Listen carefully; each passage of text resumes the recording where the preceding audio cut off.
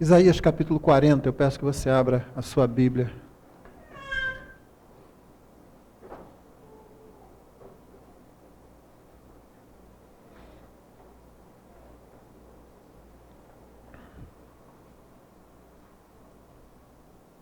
O profeta Isaías é um dos profetas mais queridos dos cristãos. Ele é o profeta pré-messiânico por excelência.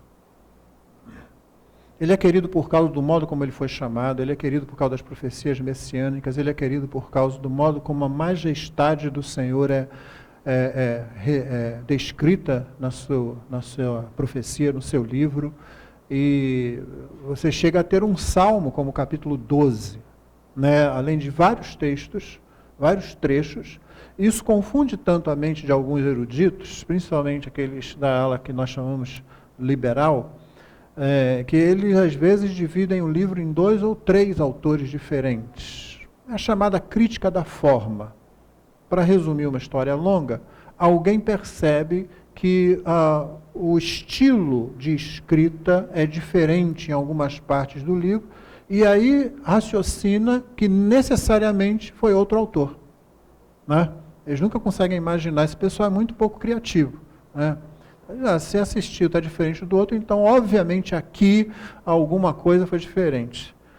Sim, alguma coisa foi diferente, mas não necessariamente o autor, né? O próprio autor pode usar de estilos diferentes, ele pode fazer uma narrativa e de repente escrever com uma métrica mais próxima à poesia. O autor às vezes, como é o caso de Pedro, usa um amanuense. Primeira carta de Pedro é escrita com um amanuense, um escrivão, um secretário, né? A segunda carta já não tem esse registro e o grego dela é bem inferior. Aí o pessoal diz, Pedro então não escreveu. Aí você não pode deduzir isso necessariamente, quer dizer, não é uma conclusão forçosa. Você tem que chegar a essa conclusão, né? Não é necessária.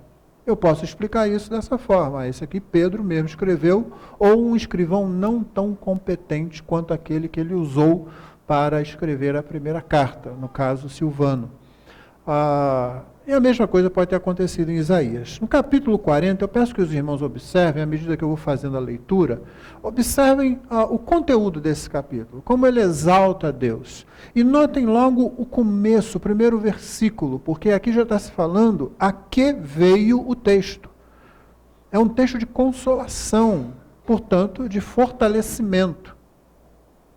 Preguei aqui há algum tempo, e os irmãos me ouviram dizer, talvez se lembrem, de que em muitos momentos nós precisamos chegar, e foi no livro de Isaías, capítulo 35, você precisa chegar junto ao outro para dizer, ânimo, ele está fraco, ele está cansado, ele não quer ir, mas ele precisa ir.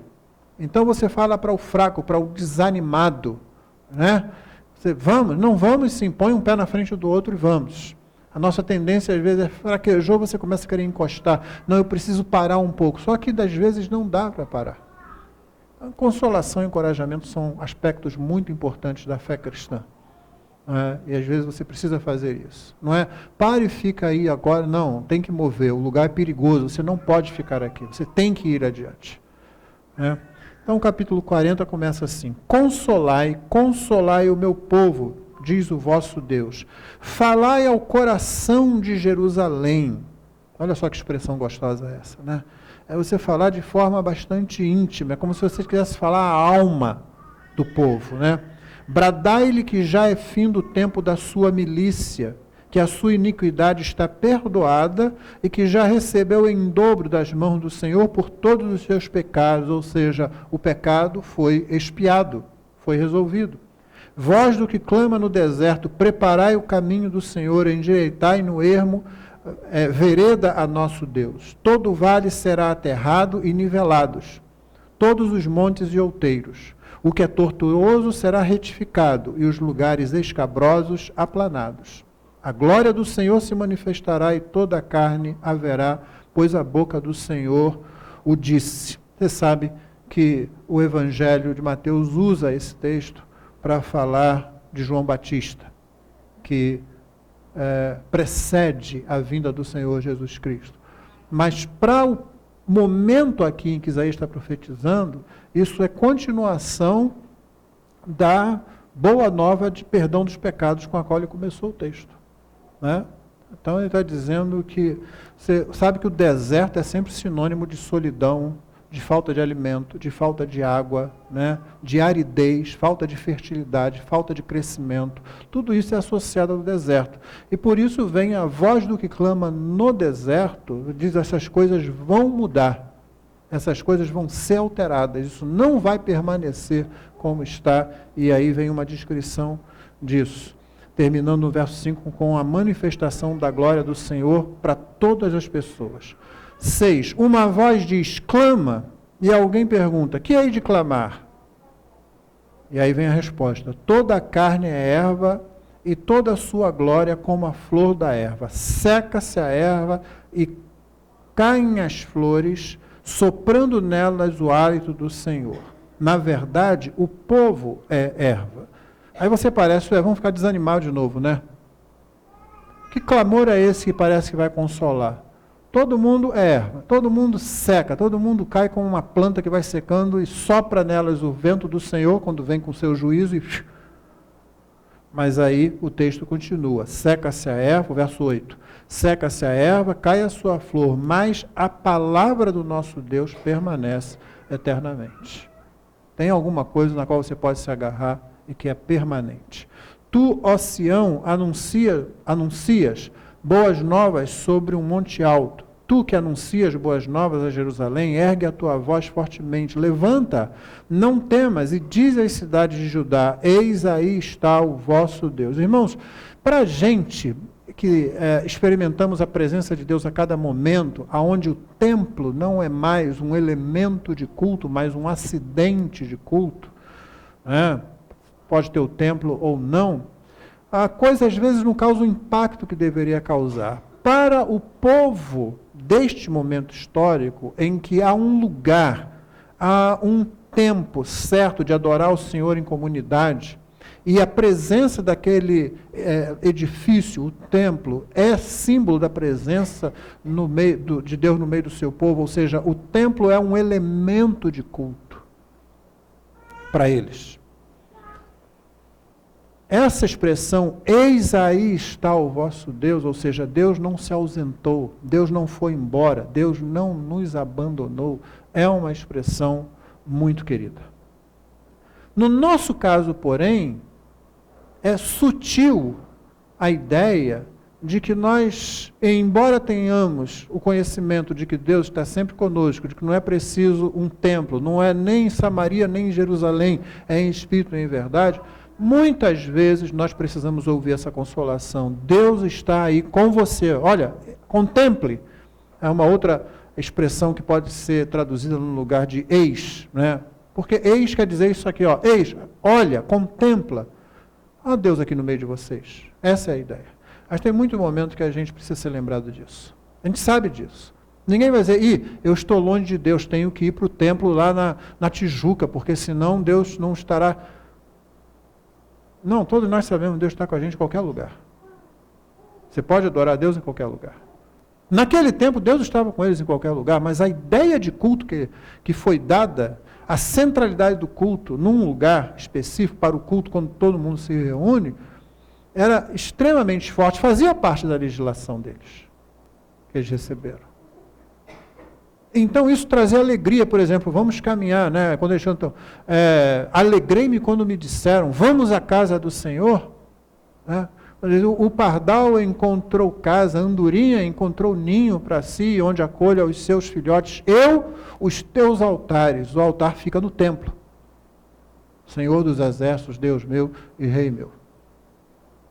Nós que temos Deus, podemos cultuar em qualquer lugar, em qualquer momento, em qualquer prédio, tendo prédio ou não tendo prédio, às vezes esquecemos, Deus está conosco, e precisamos ser lembrados disso.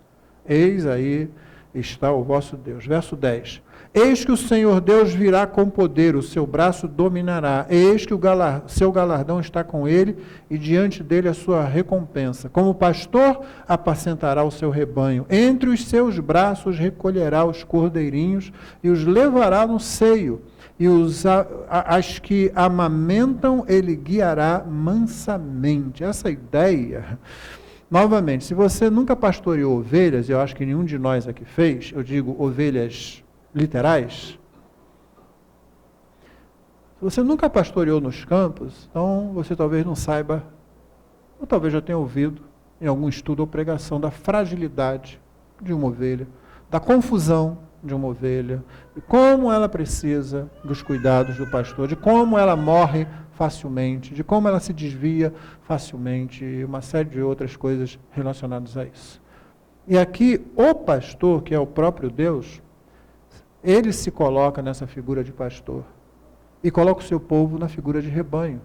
Quando o Novo Testamento aplica isso à igreja, como tendo Cristo como pastor e a igreja sendo rebanho, e quando isso vai um pouco mais além e aplica a certos homens da igreja a figura do pastor, né? E os membros da igreja como um rebanho de ovelhas, a ideia é principalmente a que está aqui. Esse cuidado que Deus tem com a gente e que a gente precisa ter uns com os outros. Você já aprendeu que o dom do pastorado está sobre várias pessoas, inclusive mulheres, não o ofício do pastorado. É interessante que no Novo Testamento você não vê o substantivo pastor ser aplicado a uma pessoa. Ele é usado em Efésios como dom, pastores e mestres, é um dom que Deus dá, né? E é usado em Atos o verbo. Pedro também usa o verbo, né? Pastoreai o rebanho de Deus que há entre vós. O título é usado em Hebreus, se não me engano, para Jesus como pastor e bispo de nossas almas. Mas o trabalho, o ofício do bispo, do presbítero, é o pastoreio. É por isso que nós entendemos que as três palavras são intercambiáveis, cada uma dando ênfase a alguma coisa. Mas como é um dom distribuído na igreja, esse mesmo carinho, esse mesmo cuidado que nós devemos ter com os outros. Você notou? Como pastor, Deus apacentará o seu rebanho. Entre os seus braços recolherá os cordeirinhos, aqueles pequenininhos que nasceram há pouco tempo. Os levará no seio, com muito cuidado, protegidos. E as ovelhas que amamentam, aquelas que estão com cordeirinhos pequenos também e que precisam caminhar mais devagar, ele guiará mansamente. Ele, o grande pastor, é sensível ao seu povo. Isaías está falando isso porque houve muitas palavras de juízo, que o juízo viria. Então, é muito interessante, irmão, como você pode fazer uma comparação entre Isaías e o Evangelho de João. Jesus passa uma boa parte do Evangelho de João fazendo discursos consoladores, porque ele sabe que ele vai se afastar dos seus discípulos. E aquilo seria um choque muito grande. Eles tinham abandonado tudo. Eles ainda não estavam amadurecidos o suficiente. E Jesus seria crucificado na frente deles, Jesus seria morto, assim como um fraco, como um sujeito que falou demais, mas fez muito pouco. Né? Um fanfarrão, nossa, falou e tal. Pior, porque ele fez muitas coisas. Eles viram ressuscitar gente, eles viram acalmar o mar e o vento. E agora, como se fosse um fracote, vão lá, as pessoas pegam, batem, cospem, xingam, agem injustamente com ele, prendem-no numa cruz, pronto, morre, enterram, acabou. Você imagina o choque sobre os discípulos de Jesus, principalmente os 11? O que a gente faz agora? Para onde a gente vai? A gente chegou a dizer para ele, só o Senhor tem as palavras de vida eterna. E agora? Então, era necessário que eles fossem fortalecidos a priori, ou seja, por antecedência, eles fossem fortalecidos e consolados. Isaías é o precursor desse tipo de coisa, no sentido de que houve muitas palavras de juízo, porque Deus realmente executaria o seu juízo sobre Jerusalém, e o juízo veio com Nabucodonosor, né? E No entanto, o livro tem uma grande parte dele de consolação. É por isso que alguns confundem aqui e acham que Isaías agora é outro Isaías, né? Eles falam do Deutero Isaías, tem gente que fala do Trito Isaías, como se fossem 3 autores diferentes que juntou tudo e botou um nome só de um profeta. Não, é porque Deus havia falado com dureza, com aspereza, sobre o juízo que ele traria, que efetivamente trouxe. Mas depois que veio o juízo, a lembrança disso, passada para as pessoas, ensinada pelos mestres, registrada no livro, elas manteriam viva a esperança de que Deus não nos abandonou, Deus vai continuar cuidando da gente, vai cumprir o propósito pelo qual ele criou esse povo, o povo de Israel. Talvez por isso, tantas passagens messiânicas neste livro. Verso 12, quem na concha de sua mão mediu as águas e tomou a medida dos céus a palmos? Quem recolheu na terça parte de um éfa o pó da terra e pesou os montes em romana, em balança, né? Romana, e os outeiros em balança de precisão? A ideia, irmãos, é o seguinte, esse Deus terno, gracioso, carinhoso, que toma o cordeirinho na mão, que vai mansamente guiando a ovelha que está amamentando com seus cordeirinhos, ele não é um sujeito fraco, que o máximo que ele consegue expressar é isso. Não é muito interessante que as primeiras atividades do homem no Éden, elas reúnem tanto poesia como jardinagem como guerra? Ele é tanto guerreiro, colocou o homem ali para guardar o jardim. Como é agricultor, cultiva, planta, né? Toda árvore que dá semente, né? Que tem o seu fruto nela e que dá semente, vos será para alimento. E poesia, essa na verdade é osso dos meus ossos, carne da minha carne, será chamada varoa, porque do varão foi tomada. Você tem uma atividade tão dura, quanto pode se tornar de um guerreiro, e tão terna como pode ser de plantar, e tudo isso mesclado ali com sensibilidade poética. Então, para a gente se lembrar disso, o Deus que toma conta do cordeirinho, ele é aquele que faz todas essas coisas aqui. Isso é poesia, né? Mas literalmente Deus pode fazer todas essas coisas, se ele quisesse. Tomar as águas na sua mão, medir as águas, medir os céus a palmos. Deus sabe tudo isso, ele tem tudo isso sob seu controle. Quem guiou, verso 13, quem guiou o Espírito do Senhor? Ou como seu conselheiro o ensinou? Você sabe que isso aqui ecoa em Hebreus 11, em Romanos 11, não é? Aquela música que nós cantamos de vez em quando, né? Ó profundidade das riquezas, né? Então volto a ler o verso 13. Quem guiou o Espírito do Senhor, ou como seu conselheiro o ensinou? Com quem tomou ele conselho para que lhe desse compreensão? Quem o instruiu na vereda do juízo? Ele ensinou sabedoria, ele mostrou o caminho do entendimento. Eis que as nações são consideradas por ele como um pingo que cai de um balde, como um grão de pó na balança. As ilhas são como pó fino que se levanta. Nem todo o Líbano basta para queimar, nem os seus animais para um holocausto. Todas as nações são perante ele como coisa que não é nada, ele as considera menos do que nada, como um vácuo. Com quem comparareis a Deus? Ou que coisa semelhante confrontareis com ele? É uma descrição majestosa de Deus, não é?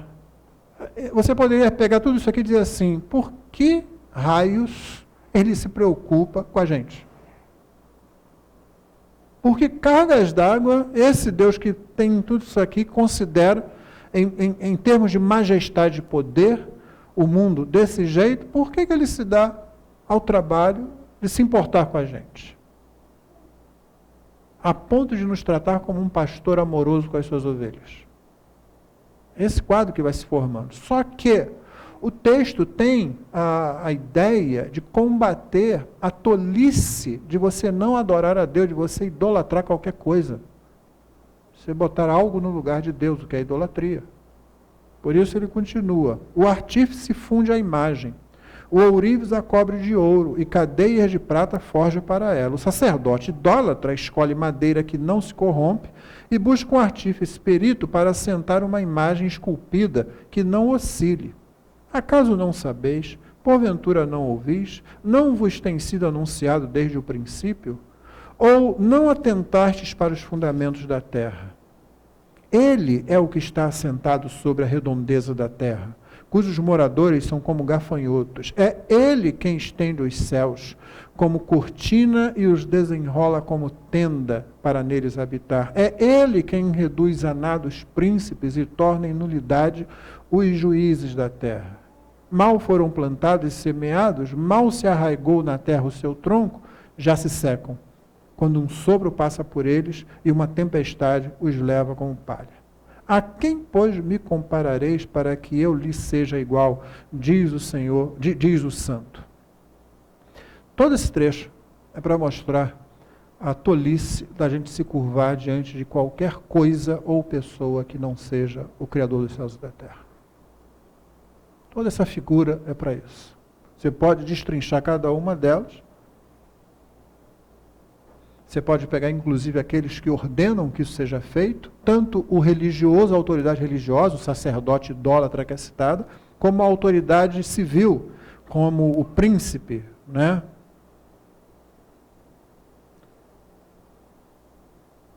E os juízes da terra, no verso 23. Tanto faz. São nulos diante do Criador.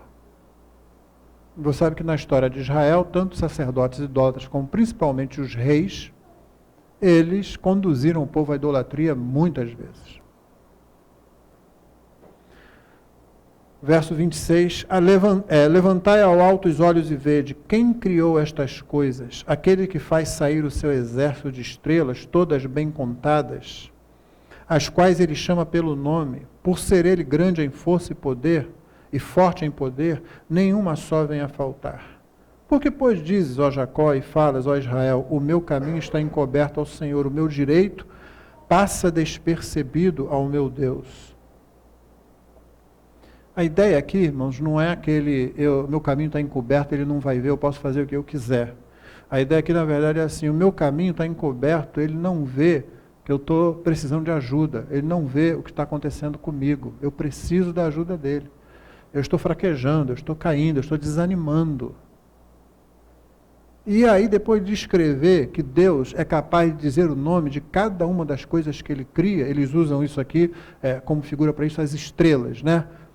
Onde olhar e ver aquele monte de estrelas, aquela coisa toda, e aí ele...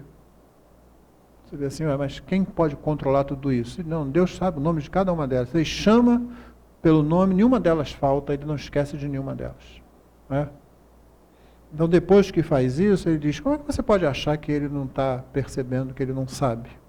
E o texto termina, então, um texto que é bastante conhecido pela gente, no verso 28 em diante. Não sabes, não ouviste, que o eterno Deus, o Senhor, o Criador dos fins da terra, nem se cansa, nem se fatiga, não se pode esquadrinhar o seu entendimento. Faz forte ao cansado e multiplica as forças ao que não tem nenhum vigor. Os jovens se cansam e se fatigam, e os moços de exaustos caem, mas os que esperam no Senhor renovam as suas forças, sobem com asas como águias, correm e não se cansam, caminham e não se fatigam. A gente aprende em matemática que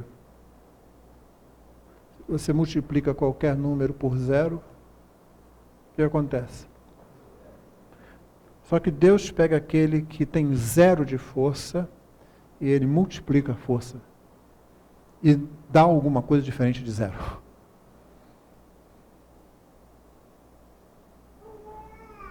É um texto de consolação, irmãos. Quando a gente vai chegando no fim do ano, a gente faz muitas considerações sobre a vida, né? Sobre o que passou, porque nós somos feitos, de certa forma, para contar certos marcos. Às vezes a gente inventa marcações demais, né? Mas alguns sempre são necessários. O Antigo Testamento tem isso, compreende isso. O Novo Testamento compreende isso. Agora mesmo nós vamos celebrar a Ceia do Senhor, que é um evento, é um marco que acontece de tempos em tempos, com uma regularidade que cada igreja decide, mas enfim, tem que acontecer. E por quê? Porque Deus nos fez assim, Isso já está implícito lá no capítulo 1 de Gênesis, quando Deus cria o luminar maior para governar o dia e o luminar menor para governar a noite. Tempos e estações, nós fomos criados para isso. Ou seja, ele preparou um ambiente onde, já mesmo sem o pecado presente, não existindo pecado ainda, nós iríamos contar tempo, nós iríamos ver noite, dia, né, e a mudança de um para o outro. Isso iria acontecer antes que qualquer alteração tivesse feita. Se, como dizem os criacionistas, houve uma grande transformação durante o dilúvio, né, quando então teriam sido formadas as grandes cadeias montanhosas, e enfim, todo o planeta teve as modificações principais que ele tinha que ter, o fato é que antes disso já havia uma contagem, já havia um tipo de marcação, né, para nós, feito para nós, antes de nós mesmos termos sido criados. Então nós fomos feitos para isso. Quando chega ao fim do ano, assim como chega a data do aniversário, né, a gente tende a pensar sobre para onde nós estamos caminhando, o que aconteceu até aqui. Isso não é errado, não. É errado você cair naquela tolice de achar que vai fazer grandes mudanças só porque o clima de festividade impulsiona nessa direção. Mas planejar mudanças, principalmente a longo prazo, não é uma coisa errada, não. Você pode fazer isso, desde que faça com sobriedade e com empenho, né? E sabendo que mágica não vai acontecer. O que vai acontecer é trabalho, é zelo. Então, quando chega nesse momento, penso que será bom para a gente lembrar que o pastor de nossas almas, o nosso Senhor Jesus Cristo, é o Criador dos céus e da terra, o controlador de todas as coisas, governa cada parte do seu universo, sabe o nome de cada parte do seu universo. Não tem nada que esteja acontecendo nesse exato momento enquanto eu falo, em qualquer lugar do universo, que Ele não esteja conduzindo de alguma forma, né? Que Ele não conheça.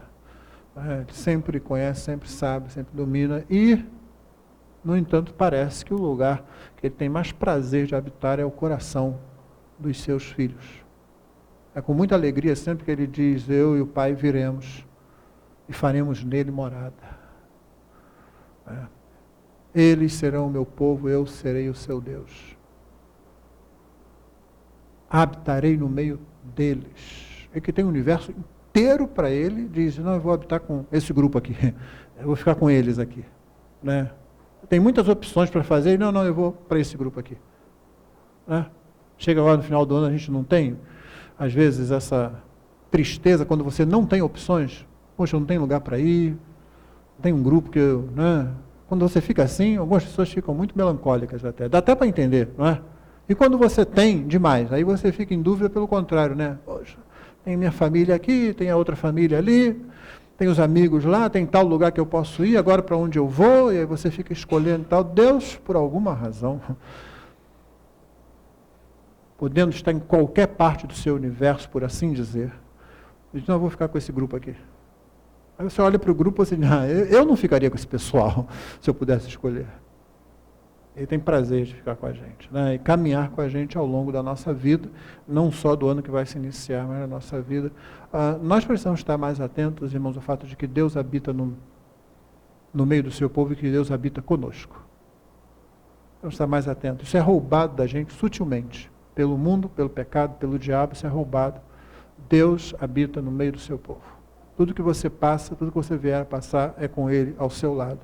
E a gente deve considerar que ele não está ali só como uma figura de enfeite, ele está ali, como o texto diz, como alguém que pega no colo, como alguém que caminha junto, mas também como alguém que fortalece, como alguém que faz você subir com asas como águia, correr sem se fatigar. É interessante isso, né? Que a gente geralmente experimenta cansaço e desânimo. Né? Muita gente diz, eu estou desanimado e tal, e o que Deus fala é assim, põe um pé na frente do outro. Se você puser um pé na frente do outro, eu estarei com você. É um erro, irmão. Aqui na igreja tem alguns irmãos que tornaram isso crônico. Eu estou desanimado. Eu estou desanimado. E a gente criou uma ideia equivocada de que o antídoto para o desânimo é eu me sentir animado. É por isso que muitas igrejas embarcam direto na ideia do pragmatismo. Vamos fazer alguma coisa aqui diferente para animar os ânimos das pessoas. Vamos fazer um troço aqui para mexer com o pessoal. Na Bíblia não tem isso. Na Bíblia sempre diz, põe um pé primeiro à frente. E aí as coisas vão acontecer. Vão, apresentem seus sacerdócios. Estão leprosos ainda. Vão. Olha um para o outro, você imagina, aí eles começam a ir. Eu imagino eles indo, sabe, e de repente, eu ainda estou. A lepra ainda está presente, né? E olhando para Jesus, Jesus diz, vai, cara, eu não mandei, vai. Quando eles vão, eles são curados. Põe o pé, quando a planta do pé do sacerdote pousar no início da ribanceira do Jordão, as águas vão parar, não antes. Fica aquela, parou, agora pode ir. Não, põe o pé. Você imagina o sacerdote? Porque tinha sacerdote medroso também, né? Então está lá carregando, aqueles levitas lá e... Já imaginou os dois da frente? Um esperando o outro. Igual corista que tem uns aqui assim, sabe? Você pensa, entra, não, cara, fica um esperando o outro para ver, você primeiro, né? Porque a água está lá, e o Jordão em todas as suas ribanceiras transbordando, você tem que botar o pé. E às vezes a gente fica pensando assim, o irmão está desanimado, vamos orar para ele animar, vamos fazer um trocinho para animar, e Deus está dizendo, é fé, é sempre fé. Você tem que fazer, bota o pé, vem para o culto, faz o trabalho, começa a ler, põe o joelho no chão. E a gente fica sem saber o que fazer, porque o que tem para fazer é isso. Vamos animar um pouco, vamos animar. Aí vão as pessoas lá e oram com a pessoa, ela se sente animada, para dali a 2 semanas voltar. Já viu isso? Eu estou cansado de ver isso. Aqui, inclusive. Aí aparece. Porque não é essa a cura, não é esse o antídoto. Ele faz você voar como águia, ele faz você correr sem se fatigar, mas você tem que bater as asas. Já viu? Como é que muitas aves ensinam os filhotes a voar, não é? Empurra. Não é assim, treinou bastante, botou as cordinhas de segurança, né? Vai que eu vou. Não tem isso, não é. Tum! Em algumas filmagens que eu vi, né? O bichinho vem, quando chega um pouquinho do chão, faz assim, né? A gente sempre pensa, não, mas eu vou ser aquele que vai. Tum! Deus está dizendo, você tem que ir. Eu tomo você nos braços, eu caminho mansamente com a que está amamentando. Mas eu tenho todo o poder, eu controlo tudo no meu universo.